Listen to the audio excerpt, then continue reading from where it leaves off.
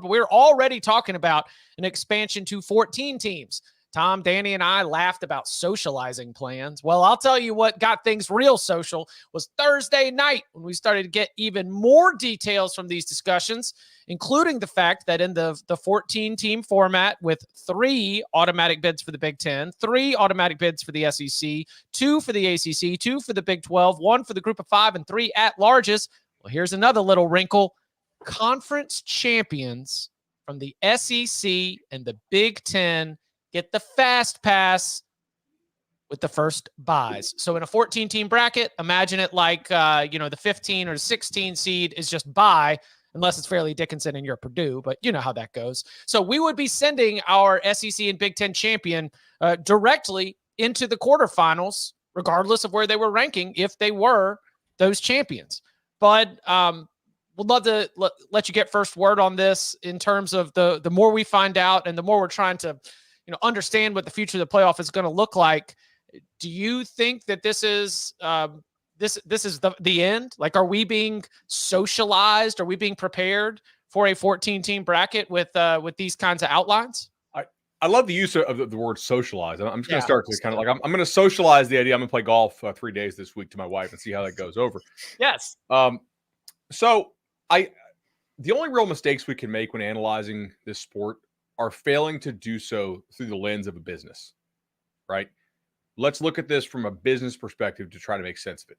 Why would the SEC and Big Ten push for this? They either really want it or they want something in exchange for not pushing this through. I think the reason why you do it is because like the SEC and I think the Big Ten make pretty good money on their championship games, whereas nobody really gives a damn about the ACCs or the Big 12s. And they still make money off it for sure. It's in the deal. But if you're the SEC, that's actually an event that I think you don't want to give up. And this is something that you had to anticipate when you were at 12. Now at 12, you were largely fine for it. It was still going to matter. If you go to 14, doesn't really matter nearly as much unless you do the 2 buys as they're doing here. Otherwise, you would just go straight to 16 because you'd play the same number of rounds. It wouldn't extend the calendar and you'd make more money overall. So for me, I look at this and I say, okay, this is the SEC and the Big Ten saying, hey, we want our championship games to still have a lot of meaning, which again, if you go to 14, there's a chance they wouldn't unless you have the automatic buys. Or maybe you pay us more guaranteed money overall and we kind of forget about this. I don't know exactly what they'll do, but clearly it's about money for the Big Ten and the SEC. They want more and more and more, and this is one way for them to get more or at least not give up more with their championship games losing value. I'll go. Tom has his eyes rolling. I can already tell he's got just a zinger coming our way. The first round, when we talked about the model, the 3-3-2-2 hike model. 33-22-1-1 hike. I thought it was one where it's kind of like we talked about before. Like, if you know you're going to get screwed, if you're the ACC and the Big 12, at least know what it looks like and get a little bit better than the 5-7 model where they're going to be pushing for 3, 4, and potentially 5 teams, and you could get left with 1. And I thought for sure the Big 12, it was a great deal for them, guaranteeing 2. I thought for the ACC, it's probably looking out further past the FSU potential exit and Clemson exit. Guaranteed 2 is a huge win for them. But then all of a sudden, so I felt like everybody's kind of happy where you are. But now, and you're ready to sign on the deal. But now that the SEC and Big Ten are pushing for the first bye for the top 2 conference, for the top 2 spots, that's the point I think you have to push back and say, well, hold on a second, not so fast. What if because you can envision a scenario where there's a 9-3 SEC or Big Ten champ, and there's an undefeated Clemson, or there's an undefeated Arizona. Pick your team from the Big 12 or ACC. Mm-hmm. You're thinking, hold on a second. We went through a gauntlet as well. We were undefeated. We deserve that first round bye, where you've got to push back on this one. I don't know if they do, but I think the optics of that would look really bad and kind of carry over some of the favoritism we've seen in the 4-team model like we did just past year. First of all, an undefeated ACC team should just be happy it got into the playoff, Danny. Come on. Right. It's stupid because the SEC and the Big Ten are going to get those buys 90% of the time anyway. Right. So the fact that they're like trying to get it, like Bud was saying, the fact that they're trying to get it to be guaranteed is clearly a negotiating tactic for whatever they want, whether it's to keep the big, the conference championships viable, more money, more AQ spots, whatever the hell they're going for. It's just, it's a negotiating position. And to me, nothing says a playoff to determine the true champion than negotiating positions, because that's what this has truly always been about, trying to find who the best team is by negotiating. This is what you guys wanted, so just revel in it, enjoy it, love it. It's 15 you of could the have hoped for. 20 top 2 spots in the 10 years of the college football playoff. 15 of the 20 when you throw in Oklahoma to the SEC and Oregon to the Big Ten. They were occupied by schools that are going to be in 2024 in the SEC and the Big Ten. The only exception was Clemson running hot. And given the way college football has changed, like, is that something that's going to be sustainable moving forward? Not to mention, Clemson's own position here.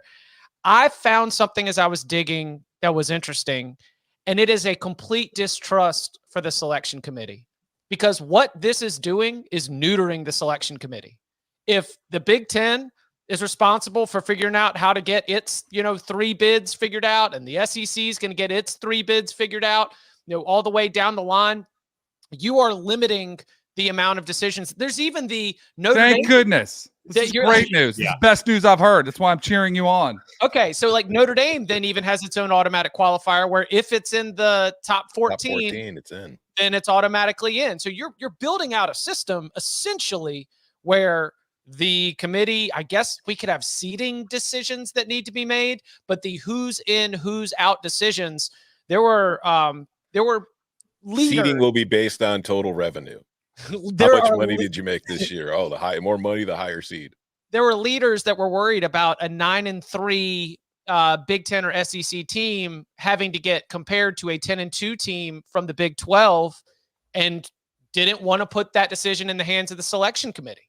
And so you're just stripping away all the power and you're setting it up. And I've got a lot of questions about how you determine your 3 teams that you're going to go. That could get a little complicated. Like if you just go by conference record, does non-conference even matter anymore? Like trying to figure out all those things could get a little bit interesting. But that was my biggest takeaway as I was like, well, what's the real thinking behind this? And I had not uncovered that even at the administrative level, there's just a lot of distrust for the selection committee and the selection process, and that all of these automatic qualifiers is basically limiting their ability to make any kind of subjective or objective decisions. I wonder where that would have come from. Yes, thank you. Who's to say? A couple more things on this. If the Big Ten and or SEC or some combination thereof want to push away, one of the ways they can do it is by making it look like they were being reasonable and all of the others rejected their position. So we were left with no choice. So throwing things out like this that the other administrators are likely to say, that's crazy, no way, is one way to accomplish that. To sort of like make you guys look like you're not quite the bad guys that you are. Another thing, there is no way that they can negotiate this with the anticipation that Florida State is leaving the ACC, which I fully expect them to do, and fast. But if you're a smart negotiator, you try to get as much as you can now. And then if you're the SEC, you're like, hey, ACC, I'm taking one of those auto bids back. You guys are no longer a 2 auto bid league when FSU leaves. The ACC also cannot negotiate from sort of a predetermined standpoint that FSU is leaving, because they're actually fighting in court to make sure that they don't, or try to make sure they don't. So they can't be like, yeah, it's cool, they're leaving, so we'll take these 2 auto bids, lock us in for a long time, so where nobody can change this type thing. That's just not going to happen. If you're the ACC, also, Florida State is alleging that you are a poor steward of the league's prestige and you don't look out for its members. If you sign this and you agree to this, if you're Jim Phillips, you're basically admitting that your conference is inferior, which it is. But you don't want to really like admit that on paper, because it makes you look bad. You've not stewarded the conference well. Kind of a tough spot there. When Florida State argues that you're not looking out for the ACC, they just mean Florida State, right? Well, how about all the other teams? Like, for instance, how poor of a deal is this by Jim Phillips to agree to this if your conference has 3 teams that have won a national championship in the last quarter century? The Big 12 has 0. and really not have even come close. Okay.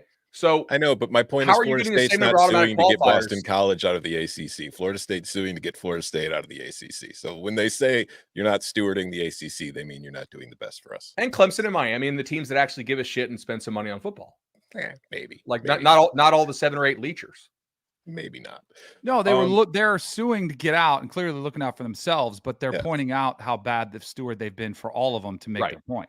Which is pretty. No, you're doing what you do when you're trying to make a case in a court. Yeah. I don't think it's the responsibility of the conference to that part of that argument is I'm like, okay, you're a lawyer, you're trying to win a case. Whoa. You don't think the ACC it's a huge part of it? I don't think it's absolutely a huge part of it. Yeah. If Jim Phillips agrees to a deal, that you notice where the line's drawn between the four of us and who thinks it's a big smart part of it ones and the dumb ones right there in the middle, right there across. If Jim Phillips agrees to a deal where the ACC gets the same number of automatic qualifiers as the Big 12, where he has 3 teams that have won a national title in the last quarter century, okay, basically, like just take the 85 scholarship era and on. Who's won it? Who hasn't? The ACC's got a bunch. The current Big 12 structure has 0, and nobody has even really come close. Like, that's really poor negotiating by Jim Phillips. Why would you agree to that? The Big 12 has no national title contenders. You have if I'm holding a gun to your head and I'm telling you to do this and you do it, is that bad negotiating on your part? Why is there a gun to your head? Because the ACC might be gone in 2 years, bud. Florida State is literally threatening to leave it, which would destabilize the entire league. Jim Phillips is taking 2 auto bids because that's really the only deal he has available to him. The SEC and the Big Ten can go tell him to screw himself. We're just going to take Florida State, Clemson anyway. We don't need you. And this is why he's in a bad position.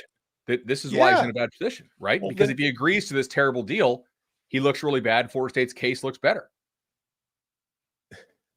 Florida State's case does look better. Agreed. Right. But Florida State's not. But my point is Florida State is doing this for Florida State. They're not doing it for the ACC. They've never given a damn about the ACC. I don't think anybody said that. I don't think anybody said that.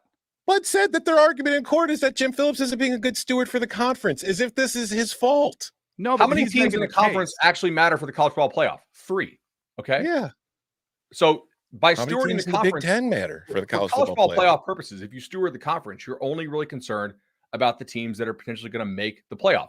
When Greg Sankey is stewarding the SEC for the college football playoff, he's not stewarding Mississippi State, South Carolina, Vanderbilt, Arkansas, like the teams that'll never ever sniff it. Right? He's stewarding the teams that can actually make it. Oh, wait, so we're expanding the playoff to give those teams hope of making it, except they'll never make it. But which argument are you on? Which one are you like?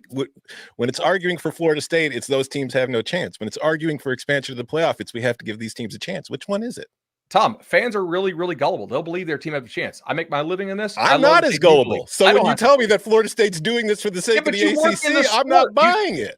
Tom, you're behind the curtain. You understand what this is. A lot of fans don't get it. No, but you know what I do So we should keep them hidden behind the curtain or tell them the truth? We tell them the truth all the time on the show. Counting national championships as your dividing line is convenient.